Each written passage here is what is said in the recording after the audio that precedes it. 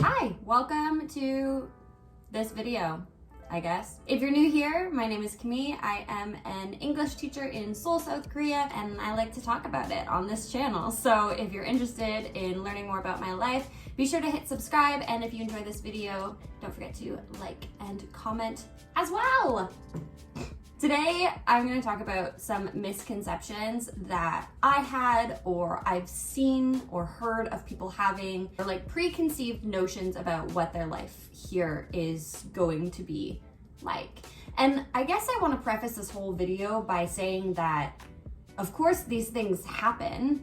Absolutely they do. It's just not like a guarantee that you move here and these 5-6 things will happen for you. I'm gonna try not to be a bummer about it, but let's get into it. So the first one that I personally definitely fell victim to was the idea that I was gonna move here and I was just gonna get like incredible skin. I think where this comes from is obviously the K-beauty, K-skincare industry is like massive, and so all over the world. And so if you're coming to Korea, you just think in the back of your head, you're like, oh, that must be like the best of the best. My skin is gonna be so incredible because I'm gonna have all this access to like the products and the dermatologists and all this other stuff. And my skin got way, way worse. Like I've never had problem skin, and then I moved to Korea and I got problem skin. To be honest, I don't know what the source of it is. Like, I don't know if it's adjusting to the air quality here. I don't know if it's the change in the water. Maybe the same thing that's making my hair fall out is making my face break out. Maybe it's the change to my diet. Like, honestly, there are so many things that it could be. But what I did notice has made a huge impact and has made my skin actually start getting better is to limit the amount of products that I use. So when I arrived, I was like, oh my God, sheet masks everywhere, essences and serums and toners, put it all on my face. And I think that was a bit overwhelming for my skin. So now that I've like stripped it back and I use like literally only a cleanser, a toner, I forgot the word for it, moisturizer, my skin has like bounced back really well. The only problem now is that like I have some dark spots and scarring from the acne issues I had. So we're working on that next. The next one on the list that I also fell victim to was the idea that learning Korean was going to become like so much easier when I moved to Korea. And it definitely can.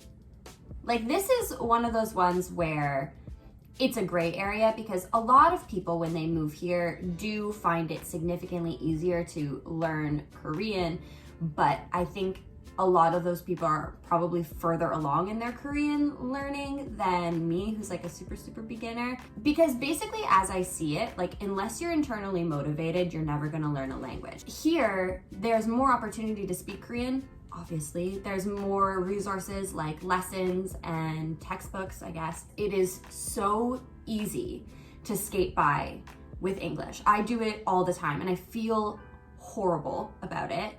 And I have a renewed vigor to study, but it's not just magically gonna be bilingualism. Bilingualism? You're not just gonna show up and become bilingual. It takes just as much work and motivated energy and putting yourself in uncomfortable situations here as it does at home. So if you are a type of person that is just really eager to learn Korean and is constantly like putting yourself out there and like even like going to Korean restaurants at home and like trying to speak Korean with the waiters there, then you'll be fine. And yeah, your Korean will probably like go through the roof when you arrive here because there will be so many opportunities for you to use it. But if you were like me and at home you're just sitting studying your books, never trying to speak Korean with like any Korean friends or like, you know, using Hello Talk or whatever to chat with people in Korean. If you're not already doing that and putting yourself out there and constantly studying, moving here might nudge you up a little bit in terms of motivation, just like by way of guilt, like me. But other than that, like it's just not magically gonna happen. The next one is one that I think I've seen floating around like mostly on the internet. And I think people are reasonable enough not to believe this to be reality, but I just like to talk about it. This idea that you're gonna come to Korea and you're just gonna like run into BTS around the corner. Been here a year and a couple of months, and no, I've just never casually bumped into BTS or any Korean celebrity, actually. I mean, obviously, yes, the likelihood of running into BTS in Korea is probably higher than it would be if you live anywhere else in the world, because this is where they live. Like, I think if you've ever been to New York or LA or London, or like you live there, then you know that sometimes you will randomly run into a celebrity. And then in Toronto, which is obviously also a major city, when I was working at a luxury department store there, one shift, like Drake came in and was buying stuff for his mom, or I sold a pair of tights to Pamela Anderson, which was really cool. And I've talked to Rachel McAdams in the store as well. So like that happened, but it's only because I lived in Toronto for a decade and I had 3 celebrity encounters at like a highly likely place that they would go, right? I guess you can increase your chances of running into a Korean celebrity the same way by like going to luxury neighborhoods like a Shinsa or like an Apgujeong rodeo. It's still extremely unlikely. So if for any reason you are planning to come to Korea to magically bump into your favorite idol or K-drama star, it's probably not gonna happen. But also, that being said, dead ass, one of my friends was shopping in Sephora and randomly all 4 members of Blackpink just walked in. And she wasn't even in like a luxury neighborhood. She was just like at COEX, which is just a massive mall downtown. And they were just shopping for shampoo or something, that doesn't happen though. I know I just said that it happened to my friend, and it did, but like that's bizarre. That was like a highly random occurrence that does not happen for everyone. So something to keep in mind. The next one is specifically for people who are coming to teach English here in Korea. I think it's really popular to come teach English in Korea if you want to live here, because it is a relatively easy job to get, but that does not mean the job is easy. So if you are under the impression that, which I think some people are, that you can come here and basically vacation for a year and like just run around and not stress or struggle with your job, it's very difficult to be an English teacher. No matter what level you teach, it's going to be hard. It's not going to be a walk in the park, and these kids and your employers are relying on you. So you have to invest time to learn how to teach these things properly and to do your job well. And if you're coming here for a vacation, then come here on a vacation visa. Love you. Don't teach. It's hard. If you're not committed to doing it well, then you shouldn't. Yeah, you just shouldn't. Okay. Sorry. The last one that I want to talk about, I think is probably a small minority of people who come across, because I like come across to Korea, because I like to believe that people don't think like this. Just because you're foreign doesn't mean that people will be obsessed with you or want you to be on TV or want to sign you as a model. Koreans aren't going to be obsessed with you just because you're not Korean.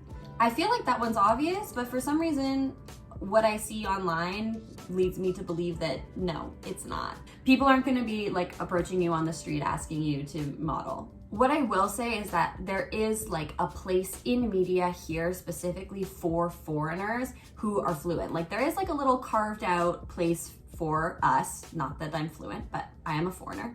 There's a little carved out place for us because there's a market for people who are intrigued by foreigners who are really like deep in Korean culture and are fluent and live like a Korean person. But there are thousands of foreigners here who are essentially competing for that like one spot on a TV show, or 8 spots on a TV show that's specifically about foreigners. So just keep that in mind. If you're interested in getting into media, it's definitely possible for you here, but like you're gonna have to put in the work to become like proficient at your craft, whether it's acting, singing, TV show hosting, I don't know, just as hard as you would at home. Even if none of these things happen for you, Korea is still an incredible place to be. And of course, these things can still happen for you here. I just would caution you against expecting anything on this list. My hope for anyone who's interested in coming to Korea is that they just come with an open mind and an open heart, because Korea has so many incredible things to offer you. And if you're stuck on like one of these 5 things and they don't happen, then I feel you're going to miss out on so many other incredible things that you could experience here. I'm really sorry if this was like a downer. I didn't mean it to be a downer. I thought about it and I was like, that's something that I should talk about. So if there's any misconceptions that you want to add to the list, or you want to debate me on anything that I've talked about, please leave a comment below. I literally love responding to comments. I respond to every single one of them. But other than that, if you enjoyed this video, don't forget to like, comment, and subscribe. I post content every Sunday talking about my life here in Seoul, South Korea. And if you want to be the first one to know when it goes live, also hit the notification bell. I'll see you later. Bye.